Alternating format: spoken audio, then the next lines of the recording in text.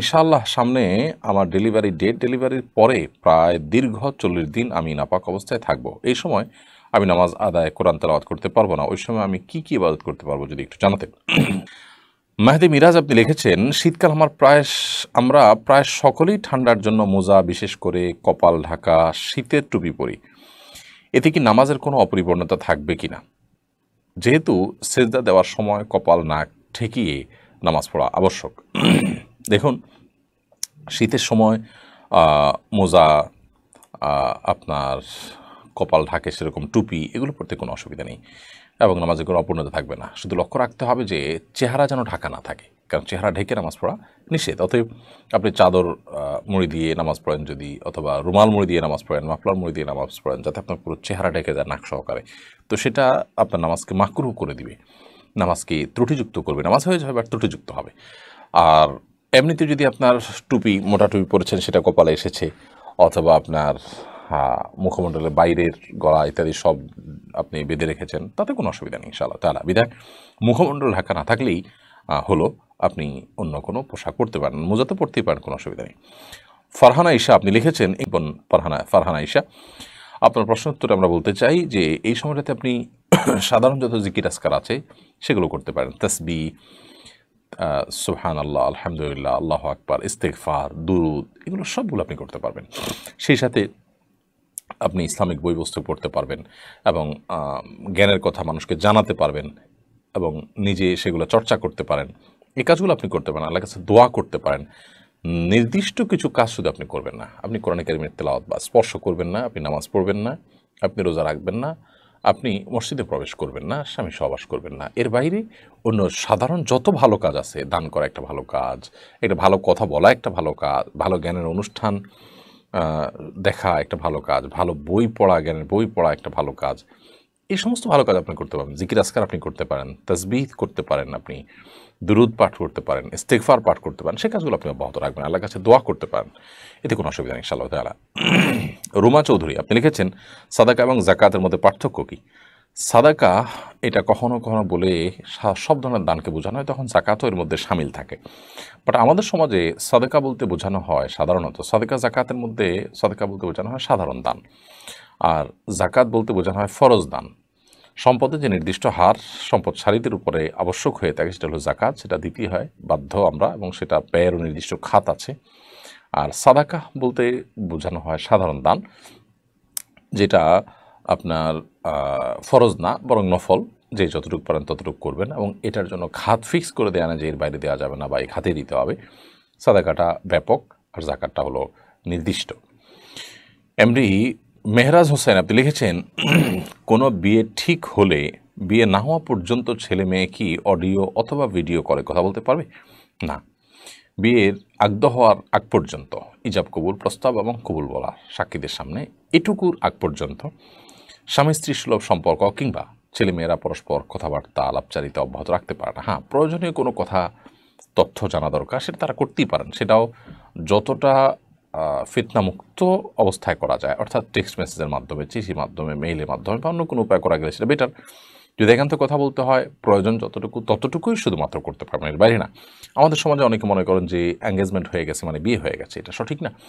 বিয়ে কিন্তু এক পক্ষের প্রস্তাব, অপর পক্ষের সম্মতি, দুজন সাক্ষীর উপস্থিতিতে সম্পন্ন হয়ে থাকে। এটি যদি না হয় তাহলে সেক্ষেত্রে মানে স্বামী স্ত্রী সুলভ যে সম্পর্ক, যোগাযোগ, এটা কিন্তু জায়েজ নেই। বিধায় এই বিষয়ে আমাদেরকে সাবধান থাকতে হবে।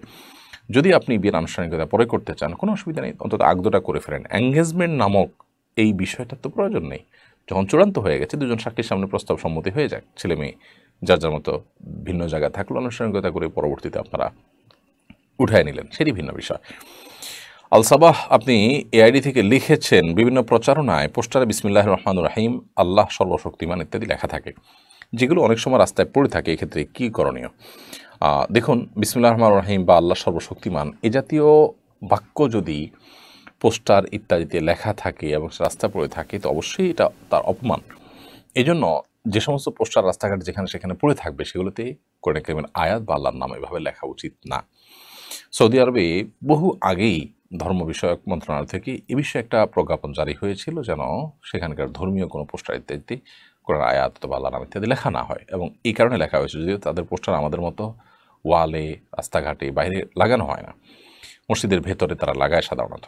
তো তারপরও তারা এরকম সতর্ক রয়েছে না। সেখানে আমাদের দেশে রাস্তাঘাটে যেখানে সেখানে পড়ে যাওয়ার আশঙ্কা থাকে, সেই জায়গায় আমরা এ ধরনের পোস্টার যদি লাগাই তাহলে সেক্ষেত্রে অবশ্যই গুনাহগার হতে হবে, যদি সেটার আপনার পায়ের নিচে পড়ে বা অপমানজনক অবস্থায় সেটা পতিত হওয়ার আশঙ্কা থাকে। মিনহাজ এআইডি থেকে আপনি লিখেছেন, পাবলিক কবরস্থানে কবর দেওয়ার মাঝে বিশেষ কোনো ফজিলত আছে কিনা, কাউকে পারিবারিক কবরস্থানে কবরস্থ করা হলে সেটাকে হেয় করা ঠিক হবে কিনা। দেখুন, পারিবারিক কবরস্থান বলতে কোনো কনসেপ্ট শরীয়তে মূলত নেই।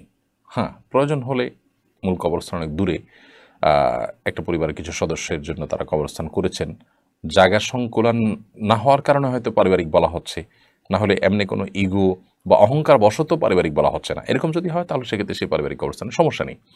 বাট অনেক সময় দেখা যায় পাশেই হয়তো বড় কবরস্থান আছে, পাবলিক কবরস্থান আছে, কিন্তু না, আলাদা পারিবারিক কবরস্থান দেওয়া হয়। এটা অনেক সময় ইগোর কারণে দেওয়া হয় যে আমরা সাধারণ পাবলিকের সাথে কবরে শোবো না, বরং আমরা আমাদের পরিবারের লোকরা আলাদা থাকবে, এটা আমাদের স্বাতন্ত্র্য বজায় রাখবে। এর কারণে এগুলো তো অহংকার কারণ হয়ে থাকে। একজন ইমানদার কখনো এরকম অহংকারী হওয়ার কোনো সুযোগ কিন্তু ইসলামে একেবারেই নেই। তো সেই কারণে আমাদের সচেতন থাকতে হবে, সতর্ক থাকতে হবে, দায়িত্বশীল থাকতে হবে এই ব্যাপারে যে এই ধরনের পারিবারিক কবরস্থান ইসলামের শরীয়তের দৃষ্টিকোণ থেকে অ্যালাউড না। আর এমনিতে সাধারণ কবরস্থানে দাফন করা উত্তম এই অর্থে যে সেখানে যত মানুষ কবর জিয়ারত করতে যাবে সবাই সকল মুর্দাদের জন্যই কিন্তু সালাম পেশ করেন। অর্থাৎ সালাম পেশটা কিন্তু সাধারণভাবে সকলের জন্য প্রযোজ্য হয়। সালামুন আলাইকুম দারা কওমিন মুমিনিন, আসসালামু আলাইকুম আহলাদ দিয়ার মিনাল মুমিনিন ওয়াল মুসলিমিন, হে মুমিন মুসলিমরা যারা এই কবরস্থানে শায়িত আছে তোমাদের প্রতি শান্তি বর্ষিত হোক। এই কথাটা কিন্তু যখন বলা হয় তখন সবাই এটার সুযোগটা পান এবং সবাই এটার সুফলটা পান, দোয়াটা পান। তো যারা পারিবারিক কবরস্থান নামে আলাদা করে কবরস্থান নির্মাণ করেন তারা কিন্তু সুযোগ থেকে বঞ্চিত হন। তো এই জন্য গণকবরস্থানে শয়ন করা বা সেখানে কবর দেয়া এটা উচিত, অধিকতর উত্তম, এবং এটা অহংকারও দূর করে দেয়, অর্থাৎ অহংকারের পথটাকে রুদ্ধ করে দেয়। অহংকারের ফলে যে আলাদা পারিবারিক কবরস্থানে আমরা থাকলাম, আমরা যে সেই কবরস্থানে থাকলাম না, এরকম একটা যে ব্যাপার থাকে সেখান থেকে আমাদেরকে রক্ষা করে। এই জন্য সেই বিষয়ে আমাদের সচেষ্ট থাকা উচিত। বাট যেটা বললাম যে পারিবারিক কবরস্থান শর্ত সাপেক্ষে এবং বিশেষ প্রক্রিয়ায় আপনি যদি করেন যে বড় কবরস্থান অনেক দূরে, এই জন্য আমাদের এখানে জায়গা সংকলন হচ্ছে না, বিধা অন্যদেরকে আমরা সুযোগ দিতে পারছি না, সেজন্য এটা পারিবারিক হয়ে গেছে, এখানে আমরা কবরস্থান করলাম, সেটা হতে পারে, সেটা জায়েজ হতে পারে, কিন্তু উত্তম না অবশ্যই। বদিউল আলম লিখেছেন, ব্যাংকের বাৎসরিক সুদের টাকা কোন কোন খাতে খরচ করা যাবে? সুদের যে টাকা পেয়েছেন এটা কোনো সওয়াবের টাকা নিয়ত করা ছাড়া গরিব দুঃখীকে আপনি দান করে দিবেন, ফকির মিসকিন যারা আছে তাদেরকে দান করে দিবেন। এছাড়া ওলামা ইকরাম পাবলিক টয়লেট ইত্যাদির মতো কাজে ব্যবহার করারও পারমিশন এবং অনুমতি দিয়েছেন, অনেকে সেটাকে রেকমেন্ড করেছেন যে পাবলিক টয়লেট হলো, এটা মসজিদে, মাদ্রাসা বা অন্য কোথাও হলো, সেখানে এটা খরচ করা হলো, সেটাও ওলামা ইকরাম রেকমেন্ড করেছেন। এমডি হাসিবুর রহমান আপনি লিখেছেন, বেশ কিছুদিন ধরে আমাদের মসজিদে ফজর নামাজের দ্বিতীয় রাকাতে রুকুর পর আরবিতে ফিলিস্তিনের জন্য দোয়া করা হয়, যা আগে কখনো দেখিনি। বিষয়টি কি সুন্নাহ দ্বারা প্রমাণিত? হ্যাঁ ভাই হাসিব, এটা অবশ্যই সুন্নাহ দ্বারা প্রমাণিত। এটাকে বলা হয় কুনুতে নাজেলা।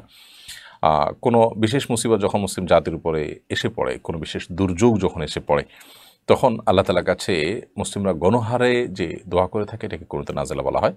ফজর নামাজের দ্বিতীয় রাকাতে রুকু থেকে ওঠার পর ইমাম সাহেব সম্মানিতভাবে সবাইকে নিয়ে যে দোয়া পাঠ করে থাকেন, যে দোয়া নিবেদন করে থাকেন, সেটাই কুনুতে নাজেলা, এটা সম্পূর্ণ সুন্নাহ দ্বারা প্রমাণিত। তাহিদুল ইসলাম মুজাহিদ আপনি লিখেছেন, রাসূল সাল্লাল্লাহু আলাইহি ওয়াসাল্লাম তো ইহুদীদের সাথে ব্যবসা বাণিজ্য করেছেন, তখনও তো যুদ্ধ হতো, কিন্তু আমরা কেন ইসরায়েলের পণ্য কেনা বা তাদের সাথে বাণিজ্য সম্পর্ক ছিন্ন করব?